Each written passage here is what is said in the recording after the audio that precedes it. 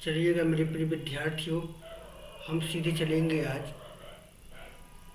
एक नया लेसन देखेंगे और लेसन का नाम है the last lesson.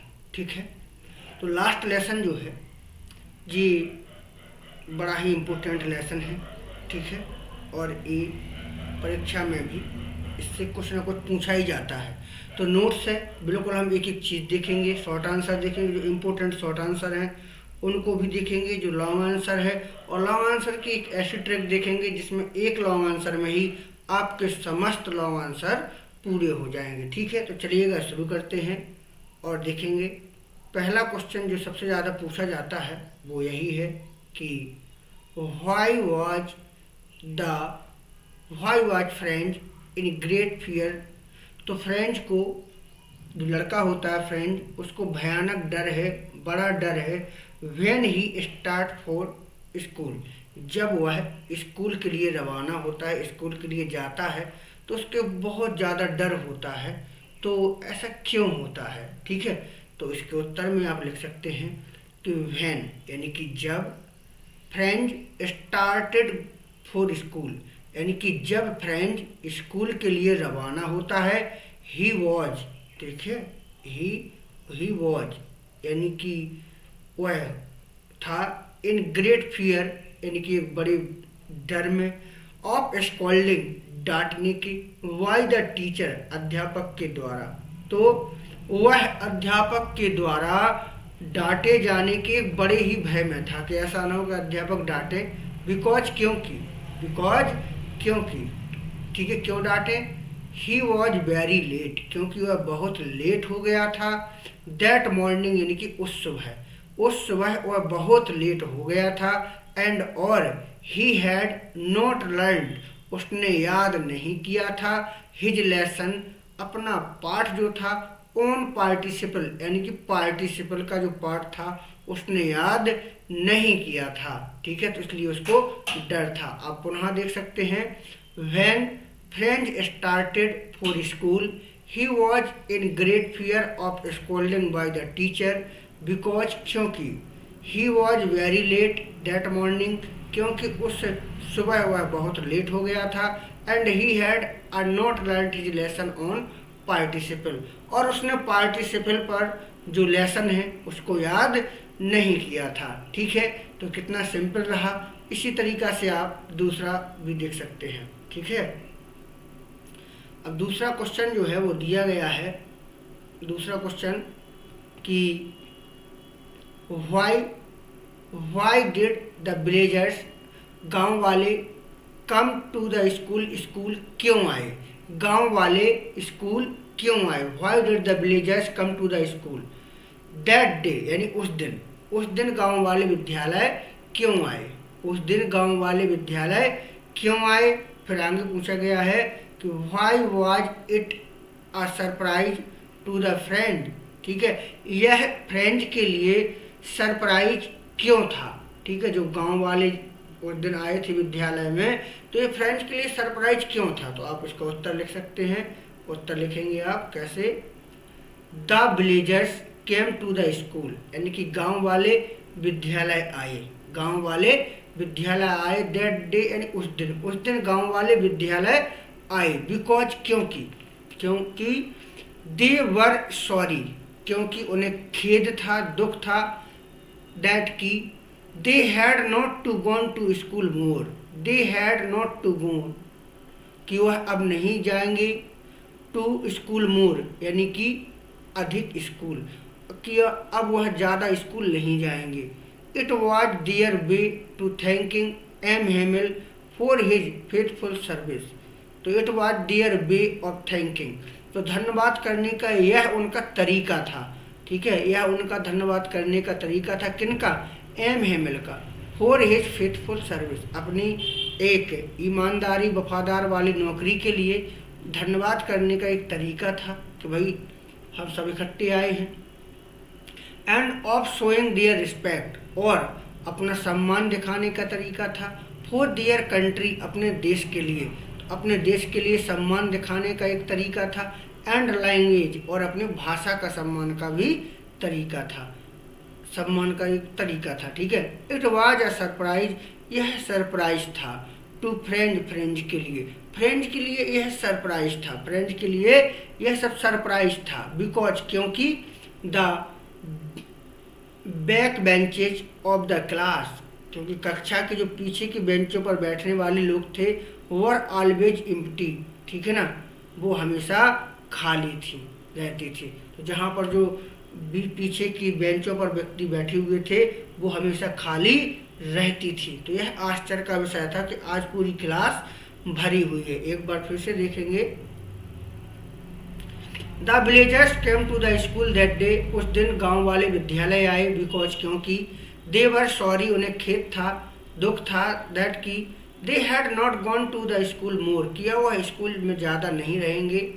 It was their way of thanking M Hamel for his faithful service, तो यह उनकी वफादार या ईमानदारी सेवा के लिए, and of the showing their respect and वो for their country and language, और अपने देश की और अपने भाषा के सम्मान को दिखाने के लिए, और एम हेमिल की ईमानदार सेवा के लिए उनके धन्यवाद करने का यह तरीका था। It was a surprise to friend, यह फ्रेंड्स के लिए सरप्राइज था। बिकॉज, क्योंकि the back benches of the class were always empty, क्योंकि कक्षा की जो पीछे की बेंचें होती थीं वो हमेशा खाली रहती थीं, ठीक है।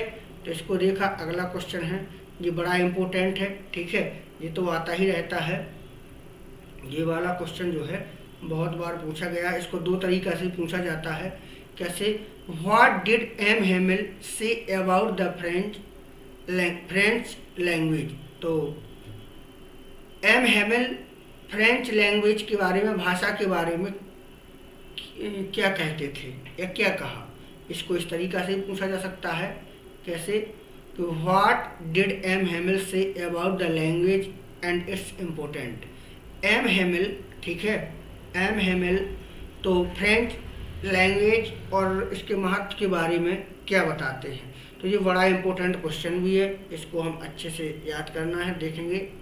M Hamel said, M Hemil ने कहा दैट की the French language was the most beautiful language in the world, कि फ्रेंच लैंग्वेज जो है, भाषा जो है, वो मोस्ट ब्यूटीफुल, सबसे ज़्यादा सुंदर लैंग्वेज है इन द वर्ल्ड, यानी संसार में। तो फ्रेंच लैंग्वेज संसार में सबसे ज़्यादा सुंदर भाषा है। It was the clearest and the most logical, तो यह सबसे ज़्यादा स्पष्ट और तार्किक है। सो इसलिए they must guard it among them, इसलिए उन्हें मस्ट गार्ड सुरक्षा करनी चाहिए। इट मीन्स इसकी, अमंग देम अपने बीच में, इसलिए उन्हें अपने बीच में इसकी सुरक्षा करना चाहिए। एंड नेवर फॉरगेट इट, और इसे कभी नहीं भूलना चाहिए। तो ये रहा इम्पोर्टेंट जो क्वेश्चन था, ठीक है। तो इसका जो आंसर है आप पॉज करके लिख भी सकते हैं, नोट्स भी बना सकते हैं। अगर आपको भी नोट्स चाहिए तो हमसे कांटेक्ट जरूर करें कमेंट बॉक्स में, ठीक है, बिल्कुल, हाँ, आपको मिल जाएगा, ठीक है, या जो मेरा नंबर होगा, ठीक है, तो उस पर आप अपना व्हाट्सएप मैसेज जरूर करें, ठीक है। अगला क्वेश्चन जो है, अगला क्वेश्चन दिया गया है, ठीक है। अगला क्वेश्चन है,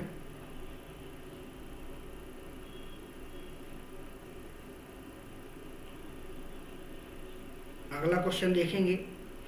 और अगर आप नोट करना चाहें, ठीक है, तो नोट भी कर लें ताकि आपको आगे भी काम आ सके।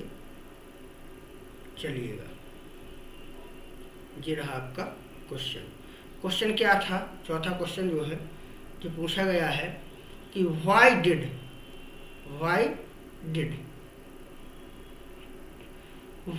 The grammar lesson seem so easy to understand for French that day.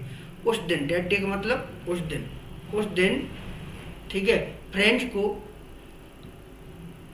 Grammar का जो लेसन था, सो इजी, इतना आसान, समझने के लिए इतना आसान क्यों था? उस दिन फ्रेंच को ग्रामर का जो पार्ट था, लेसन था, समझने के लिए इतना आसान क्यों था, इतना इजी क्यों लग रहा था उस दिन? क्या अरे बड़ा इजी, क्योंकि फ्रेंच इतना ज़्यादा बुद्धिमान लड़का नहीं था पढ़ने में, लापरवाह किस्म का था। लेकिन उस दिन उसको ऐसा लग रहा था भैया मैं सब कुछ पढ़ लूँ, सब समझ में आ रहा है, ठीक है ना। तो चलिएगा देखेंगे। तो उत्तर में बताया गया है, ठीक है, कि the grammar lesson seemed so easy to, ठीक है। तो ग्रामर लेसन जो है, ग्रामर का लेसन है, seemed so easy, बहुत ज़्यादा आसान लगता था, टू अंडरस्टैंड, समझने के लिए फॉर फ्रेंच को, तो फ्रेंच को समझने के लिए ग्रामर का लेसन बड़ा ही आसान लगता था। दैट डे यानी कि उस दिन बड़ा आसान लगता था। बिकॉज, क्योंकि, आगे लिखेंगे because the लिसेंड it very carefully, ठीक है ना, क्योंकि उसने, सॉरी यहाँ पर ही लिखा है, ठीक है, यहाँ पर ही है, तो ही लिसेंड इट वेरी केयरफुली, उसने इसे बहुत ध्यान से सुना था, और क्या हुआ था, एंड और the teacher explained everything with great patience, और अध्यापकों ने एक्सप्लेन यानी कि इसका समझाया था, एवरीथिंग मीन्स हर चीज, विथ ग्रेट पेशेंस बड़े धैर्य के साथ, और अध्यापकों ने भी बड़े धैर्य के साथ इसको समझाया था, ठीक है, इसलिए मतलब इजी लग रहा था। तो आप इसको एक बार फिर से देख लेंगे, ठीक है। The grammar lesson seemed so easy to understand for French को ग्रामर का लेसन बहुत इजी लगा दैट डे, उस दिन, बिकॉज क्योंकि he listened it very carefully, क्योंकि उसने उसे बहुत ही सावधानी पूर्वक समझा, and the teacher explained everything with great patience, और अध्यापक ने इसे बड़े धैर्य के साथ हर चीज समझाई, ठीक है। तो ये था। अब आगे देखेंगे 5वां जो क्वेश्चन है, ठीक है, उसको समझने की कोशिश करेंगे। अब देखिएगा, दिया गया है, why was French sorry for not learning his French lesson. तो फ्रेंच ने सॉरी यानी खेद प्रकट क्यों किया, फ्रेंच ने खेद प्रकट क्यों किया, फॉर नॉट लर्निंग, ना सीखने के लिए, हिज फ्रेंच लेसन, अपना फ्रेंच लेसन ना सीखने के लिए उसने खेद प्रकट क्यों किया, क्यों उसने खेद प्रकट किया कि अरे बड़ी कष्ट वाली बात हो गई है भैया। तो इसका उत्तर लिखेंगे कुछ इस तरीका से। कैसे लिखेंगे, आप लिखेंगे फ्रेंच वाज सॉरी, फ्रेंच को खेद प्रकट किया for not learning his French lesson, तो अपने फ्रेंच का जो लेसन था, पाठ था, उसको ना सीखने के लिए फ्रेंच ने खेद प्रकट किया, बिकॉज क्योंकि ही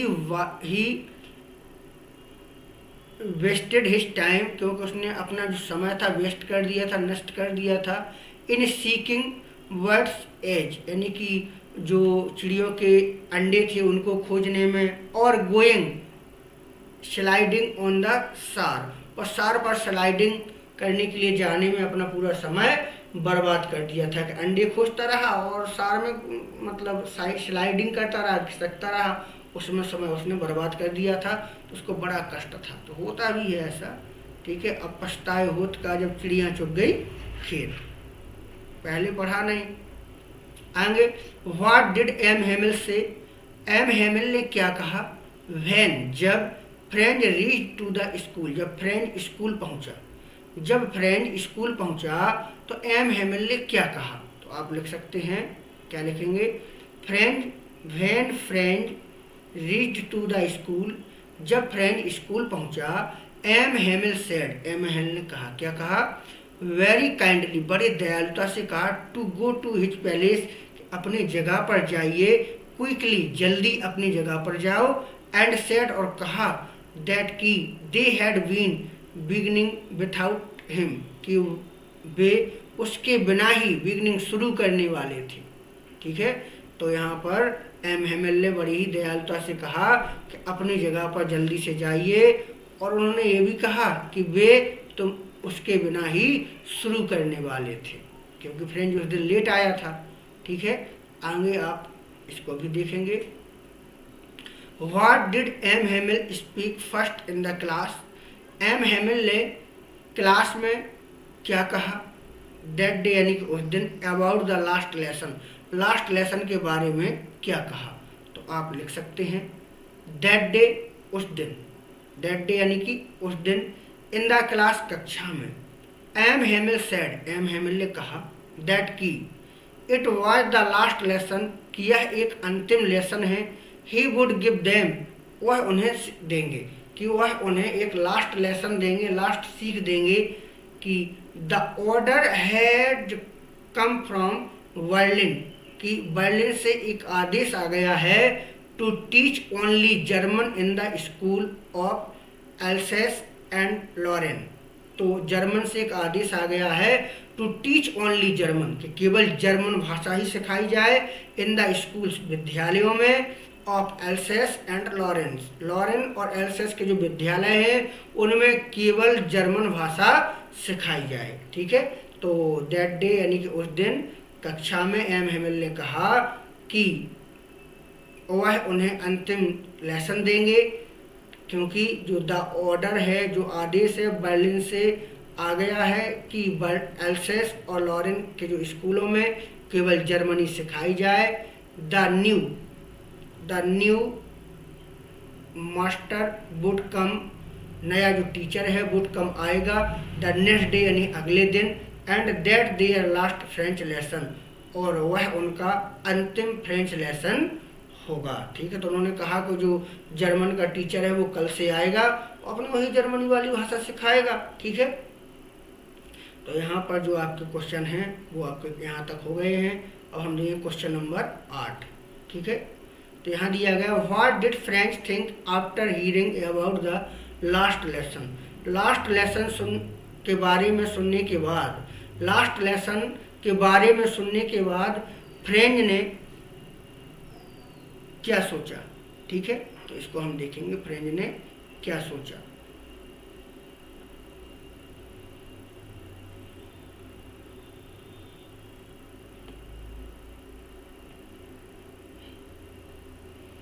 देखिएगा, दिया गया है।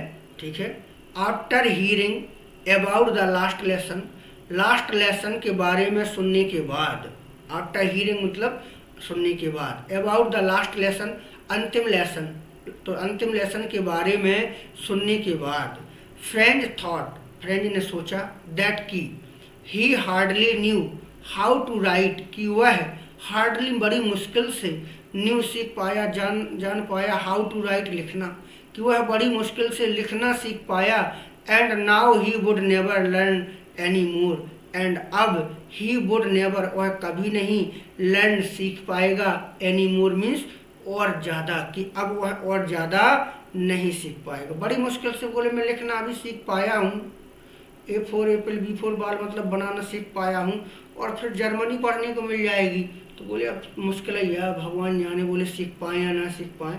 ही वॉज सॉरी, उसे दुख था, for not learning his lesson, कि अपने जो पाठ थे उनको ना याद करने के लिए उसे दुख था, कि बताइए मैं सीख ही नहीं पाया, विषय जर्मनी मतलब हो गया। तो after hearing about the last lesson, last lesson के बारे में सुनने के बाद, फ्रेंच थॉट, फ्रेंच ने सोचा, दैट ही हार्डली न्यू, कि वह बड़ी मुश्किल से सीख पाया, हाउ टू राइट लिखना, एंड नाउ और he would never learn any more, और वह अब ज़्यादा अधिक नहीं सीख पाएगा। He was sorry for not learning his lesson, तो अपना जो पाठ था उसको ना सीख पाने के लिए उसे दुख था। आगे हम देखेंगे, आगे बढ़ेंगे, आगे दिया गया है। ठीक है,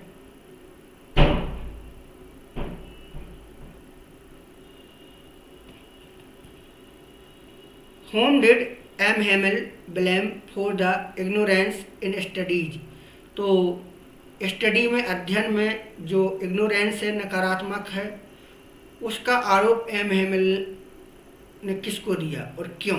ठीक है, तो आप लिखेंगे, फर्स्टली, सर्वप्रथम, for the ignorance in studies. ठीक है, स्टडी में इग्नोरेंस के लिए M Hamel blamed the student, तो एम हेमिल ने विद्यार्थियों पर ही ब्लेम दिया, आरोपित किया, बिकॉज, क्योंकि दे डिलेड, उन्होंने डिले किया था, लेट किया था, द स्टडी यानी कि अध्ययन, क्योंकि उन्होंने अध्ययन को लेट किया था, देन तब, ही ब्लेम्ड देयर पेरेंट्स, तब उन्होंने उनके माता पिता पर आरोप लगाया, हु, जो preferred them to work on a farm, जिन्होंने उनको अपने खेतों पर काम करने के लिए तैयार किया था और एट द मिल्स और मिलों में।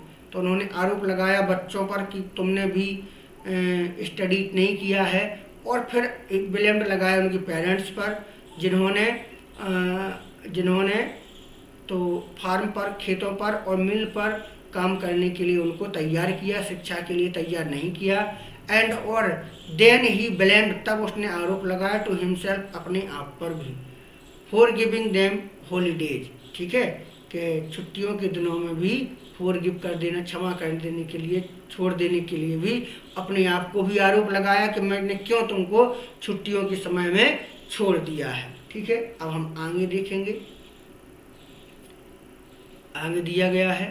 ठीक है, what did French think about the pigeons, तो कबूतरों के बारे में, ठीक है, कबूतरों के बारे में फ्रेंच क्या सोचता है, और भाई क्यों, तो क्या सोचता है और क्यों, तो आप लिखेंगे French thought about the pigeons, तो फ्रेंच जो है कबूतरों के बारे में उसने सोचा, इफ़, क्या सोचा, इफ़ जर्मन्स, यदि जर्मन के लोग, would make them sing in German, कि यदि उन्हें जर्मन में गाना सिखाएंगे, ठीक है ना, तो ही टॉट, तो वह सीख जाएंगे। When he hear the pigeons, जब वह कबूतरों को सुनेंगे, जब कबूतरों को सुनेंगे तो बोले वो सीख जाएंगे।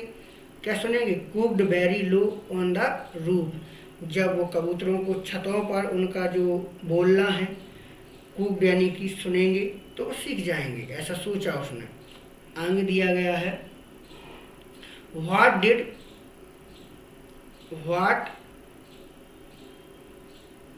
देखेंगे, what did M Hamel observe there at last, अंत में एम हेमिल ने क्या परीक्षण किया, क्या देखा, तो आप लिख सकते हैं कि एट लास्ट, अंत में, एम हेमिल ने ऑब्जर्व किया एवरीथिंग, के हर चीज़, इन द क्लासरूम, कक्षा के रूम में हर चीज़ है, ऑब्जर्व किया उन्होंने कि हर चीज़ कक्षा में ही है। ही ऑब्जर्व, उन्होंने परीक्षण किया, देखा, डेस्कों को देखा, एंड ब्रांचेस को देखा, द वॉलनट ट्रीज को देखा, इन द गार्डन, गार्डन में वॉलनट के जो वृक्ष थे, अखरोट के वृक्ष थे, उनको देखा, द हॉपबाइन को देखा, एंड द अदर थिंग्स, अन्य चीज़ों को देखा। उन्होंने हर चीज़ को देखा, ब्रांच को देखा, डेस्क को देखा, वॉलनट की ट्री को देखा, हॉपबाइन को देखा। ही वांटेड, वह चाहते थे, to fix them in his mind, वह अपने दिमाग में इन सब चीज़ों को फिक्स कर लेना चाहते थे, क्योंकि फिर जर्मनी वालों को आ जाना, फ्रेंच खत्म हो जाएगी, जर्मनी शुरू हो जाएगी। देखिएगा, इम्पोर्टेंट ये भी क्वेश्चन है, what happened when church clock struck 12, जब चर्च की घड़ी ने 12 बजाए तो क्या हुआ। ठीक है, तो आप इसका उत्तर लिख सकते हैं। ठीक है, आप लिखें कि when the church clock struck, यहाँ ईडी जोड़ देना, ठीक है, जब चर्च की घड़ी ने 12 बजाए, देयर वाज द एंजल्स, ठीक है, and the trumpets of the Persians soldier sound, M Hamel stood up, M Hamel खड़े हुए, and taking a piece of chalk wrote on the black board, bye ला French, अलविदा France. ठीक है, तो ये हमारा लेसन यहाँ पर ख़त्म होता है। शॉर्ट आंसर जो है इसके, इम्पोर्टेंट शॉर्ट आंसर है, यहाँ पर हम समाप्त करते हैं। ठीक है, और अगर आपको लॉन्ग आंसर चाहिए तो हमें ज़रूर कमेंट करके बताएं, तो हम इम्पोर्टेंट लॉन्ग आंसर हैं आपको वो भी प्रोवाइड करा देंगे। ठीक है, और कोई समस्या है तो कमेंट बॉक्स में ज़रूर बताते रहें, तो आपको ज़रूर उस पर सुधार या जो चीज़ चाहिए वो